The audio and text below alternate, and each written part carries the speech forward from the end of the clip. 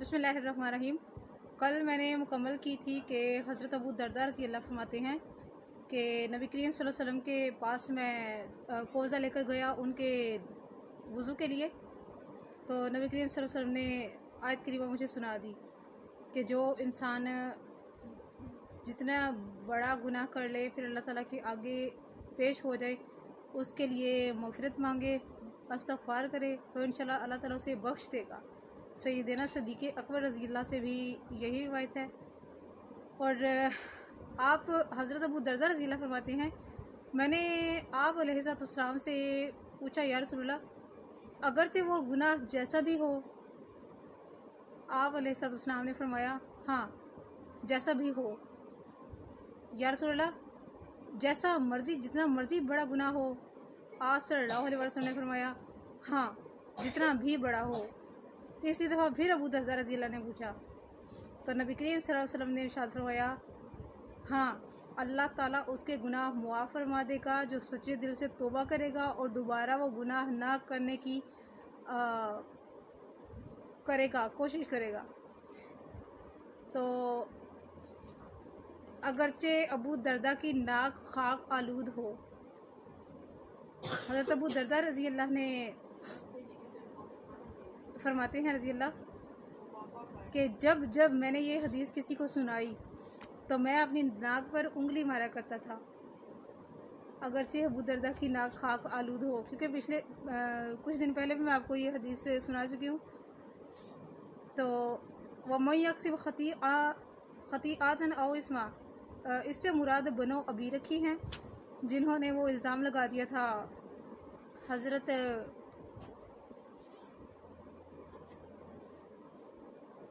सहाबी रसूल सल्लल्लाहु अलैहि वसल्लम थे, उन पर इल्ज़ाम लगा दिया था, उनके ऊपर तहमत का कितादा बिन नुमान उनके ऊपर इल्ज़ाम लगा दिया था। बाज़ मुफस्सिरीन इस आयत के मुतल्लिक़ फरमाते हैं कि ये इससे मुराद ज़ैद बिन सुमैन यहूदी है। इसके कबीला वालों ने इस पर चोरी का इल्ज़ाम लगा दिया था, हालांकि वो इससे बरी था, उसने चोरी नहीं की थी। लेकिन कुछ लोगों की वजह से वो लोग एक्चुअली, क्योंकि यहाँ पर तीसरे गिरोह की बात हो रही है, तो इससे मुराद वही वाला कोई तीसरा गिरोह ही है, क्योंकि उन्होंने नबी करीम सल्लल्लाहु अलैहि वसल्लम से वो ज़िदबाजी और वो उनके वो वही वाले घटिया काम वो आजमाइशें करते रहते थे। कहते थे कि यहाँ पर रसूलुल्लाह सल्लल्लाहु अलैहि वसल्लम के इरशाद फरमाते हैं, यहाँ पर क्या फरमाते हैं, ये चीज़ है। इसलिए उन्होंने ये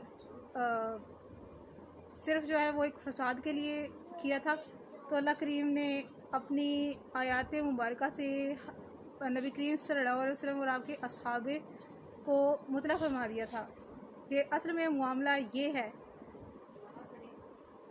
ये आयत करीमा इसके शान नुज़ूल जो 3-4 किस्म के मुफस्सिरीन और सहाबा किराम रिज़वानुल्लाह अलैहिम अजमाइन से मरवी हैं, वो मैंने आपके साथ बयान कर दिए हैं। लेकिन इसका हुक्म आम है।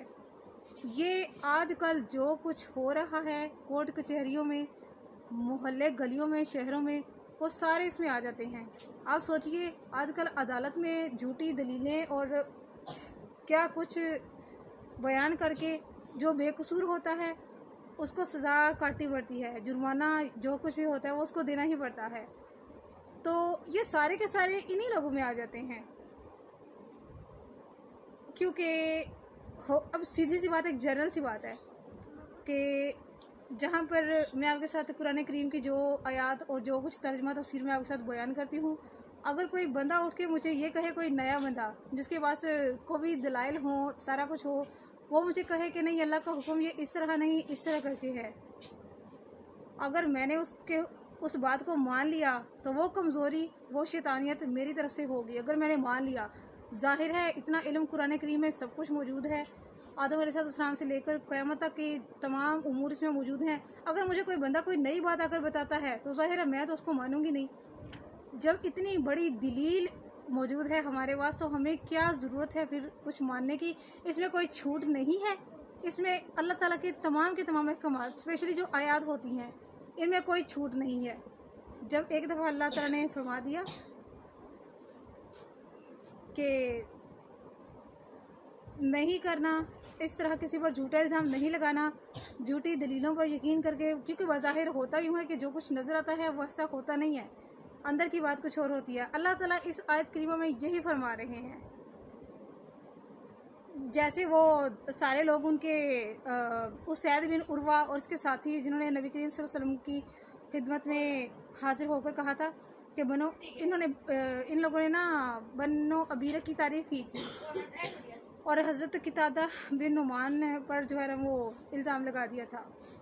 اس لیے تو یہ تہمت ہے جھوٹی، اس کے علاوہ اور بھی چھوٹی موٹی جیسی ہوتی ہیں، کسی کو شرمندہ کرنے کے لیے، کسی کی عزت خراب کرنے کے لیے۔ اگر کسی کی ایک جگہ پر عزت بنی ہوئی ہے آپ اس کو خراب کرو گے تو یہ سارے کا سارا جو ہے یہ سارا اسی میں آ جائے گا۔ تو آپ سوچ لیں کہ ایسے لوگوں کا ٹھکانہ کیا ہے اور اللہ تعالیٰ نے کتنا لعنتی ان کو قرار دیا ہے۔ آگے اگلی آیات شروع کرتی ہوں۔ آیت نمبر 114 اور 115 چھوٹی سی ہیں، شارٹ سی ہیں، تفسیر ان کی کروں گی بیان کل۔ تو اعوذ باللہ من الشیطان الرجیم، بسم اللہ الرحمن الرحیم۔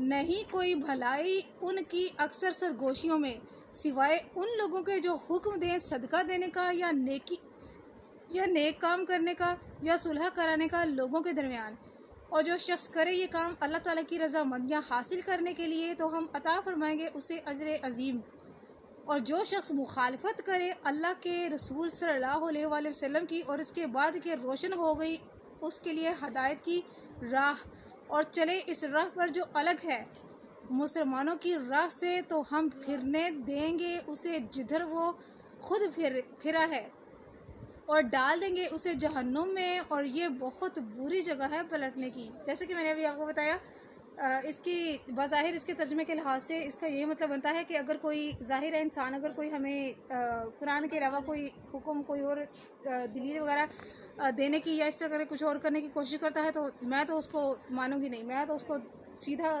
جھوٹا کہوں گی ایسے انسان کو، کیونکہ جب ہمارے پاس قرآن کریم آ چکا ہے نا، جب ہمارے پاس اتنی بڑی دلیل موجود ہے نا، تو ہمیں کسی اور چیز کی ضرورت نہیں ہے۔ یہ اس کا ترجمہ تھا، اب اس کی تفسیر بیان کرتی ہوں۔ اللہ تعالیٰ کا ارشاد ہے، ارشاد باری تعالیٰ ہے کہ لوگوں کی اکثر کلام میں کوئی بھلائی یا خیر نہیں ہوتی سوائے ان امور کے جو صدقہ و خیرات، نیکی کرنے کا حکم، برے کاموں سے روکنے کا، اور لوگوں کے درمیان مسلمانوں کے درمیان صلح کرانے کا جو معاملہ ہے، یعنی کہ اس کے علاوہ باقی کی ساری باتیں جو وہ بیکار گنی جائیں گی۔ ظاہر ہے اس طرح کی اگر کوئی چیز ہمیں ملتی ہے جس کا ثبوت ہمیں قرآن و حدیث میں نہیں ملتا تو ہم اس کو نہیں مان سکتے کہ ہم ایسا کریں گے تو ہمیں ثواب ہوگا۔ اگر وہ ثواب ثابت نہیں ہے، حضرت محمد بن زید رضی اللہ فرماتے ہیں کہ ہم حضرت سفیان ثوری کی قیادت میں نکلے تو وہاں حضرت سعید بن حسان رضی اللہ بھی تشریف لائے ہوئے تھے۔ سفیان ثوری نے کہا کہ تم نے جو ام صالح سے روایت کردہ حدیث مجھے سنائی تھی مجھے دوبارہ سناؤ۔ انہوں نے حدیث کی سند بیان کر کے فرمایا کہ حضور صلی اللہ علیہ وسلم کا ارشاد ہے کہ انسان کی تمام گفتگو اس کے لیے وبال جان ہوتی ہے سوائے اللہ تعالیٰ کے ذکر کے، نیکی کا حکم دینے کے اور برائی سے روکنے کے، جیسے کہ میں نے آپ کو بھی بیان کر دیا۔ بقیہ انشاءاللہ اس کی تھوڑی سی تفسیر رہ گئی ہے، وہ کروں گی انشاءاللہ آپ کے ساتھ بیان کل۔ صدقہ جاری کی نیت سے شیئر کیجیے گا۔ جزاک اللہ خیر۔